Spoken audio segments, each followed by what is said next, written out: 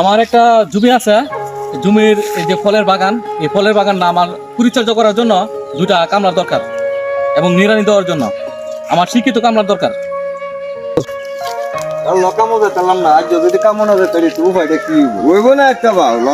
আপনারা কি কাজ করেন ভাই?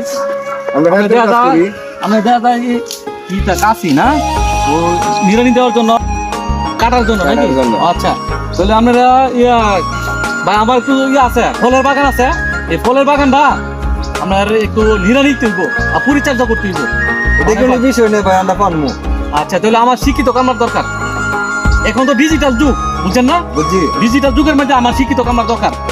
মানে এখন ভাই আমরা কত লোক শিক্ষিত? আমি তো লেখাপড়া করছি না।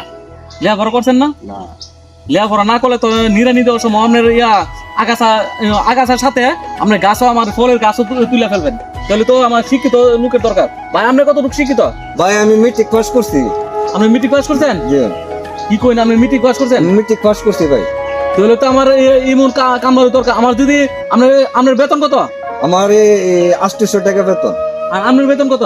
আমার বেতন তো 800। 800? আমরা তো 400 টাকা তো আপনার নিব না, কারণ আমরা তো শিক্ষিত না। এগুলো হলো শিক্ষিত, আমার এই শিক্ষিত কামলার দরকার, বুঝছেন ভাই? আমরা চলেন, আনজা ভাই, চলেন। দেখছো আজকাল লেখাপড়া না করাতে কি ভুল করছি। আমি আর এই ভুল করতাম না, আমার ছেলে ফেলের উচ্চ শিক্ষিত করবো। যেমন হেতের মাঝে কামলা দিলে 800,000 টাকা রোজ নেই। আর যা হে বেড়া লয়ে থাকে 800 দা, আমার এনে না 400 দাও। কামই করতাম না, মুহূর্তই আমার নষ্ট করে দিছি।